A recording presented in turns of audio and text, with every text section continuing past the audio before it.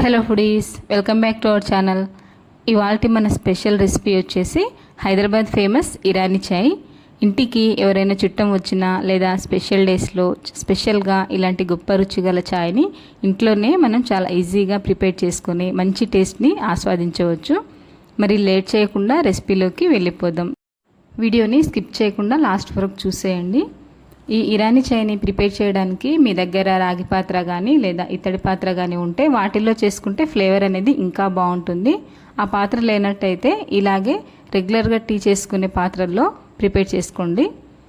Stove పై గిన్నె పెట్టి ఇందులోకి 1.5 గ్లాసుల వరకు వాటర్ తీసుకోవాలి. ఈ వాటర్లోకి మంచి బ్రాండ్ ఉన్న టీ పౌడర్ని 2 స్పూన్ల వరకు యాడ్ చేసుకోండి. మనం మంచి బ్రాండ్ ఉన్న టీ పౌడర్ని యూజ్ చేస్తే ఫ్లేవర్ అనేది బాగుంటుంది. అలాగే ఇందులోకి 2 స్పూన్ల వరకు షుగర్ని కూడా యాడ్ చేసుకోవాలి. అలాగే ఇందులోకి కొద్దిగా ఇలాచీ పౌడర్ లేదా 4 యాలకులను విప్పి వేసుకోండి. ఇక్కడ నేను ఇలాచీ పౌడర్ వేసిన చిన్న వీడియో క్లిప్ మిస్ అయింది. మనం ఇలాచీ పౌడర్ని వేసుకుంటే ఫ్లేవర్ అనేది చాలా బాగుంటుంది.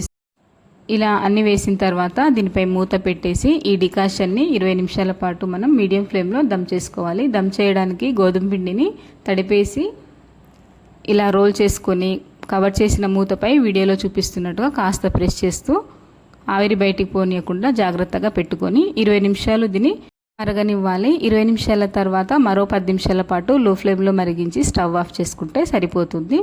ఇంకో స్టవ్ పైన పాలను వేడి చేసుకోవాలి. ఇక్కడ నేను ఆల్రెడీ మరిగించి చల్లార్చిన పాలను తీసుకున్నాను.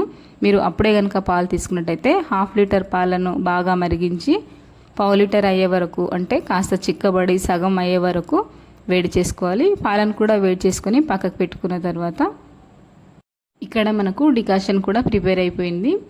వీడియోలో చూపిస్తున్నట్టుగా ఇలా నైఫ్తో ఈ పిండిని బ్రేక్ చేసేసి మూతని ఓపెన్ చేసుకొని చూస్తే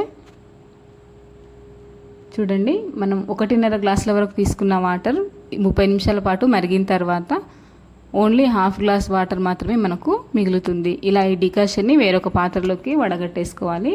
వడగట్టేసిన డికాషన్ని సర్వింగ్ గ్లాస్లోకి 1/2 కప్పు వరకు తీసుకొని మిగతా 1/2 కప్పు పాలతో సర్వ్ చేసుకుంటే ఇరానీ చాయ్ రెడీ. సర్వ్ చేసుకునేటప్పుడు డికాషన్ సగం కప్ వరకు అలాగే మిగతా సగం పాలను ఖచ్చితంగా 2 సమపాలలోనే తీసుకోవాలి. డికాషన్ ఎక్కువై పాలు తక్కువైనా లేదా పాలు ఎక్కువై డికాషన్ తక్కువైనా టేస్ట్ అనేది మనకు సరిగ్గా ఉండదు. సో పర్ఫెక్ట్ టేస్ట్ రావాలంటే రెండింటిని సగం సగం తీసుకుంటే పర్ఫెక్ట్గా కుదురుతుంది.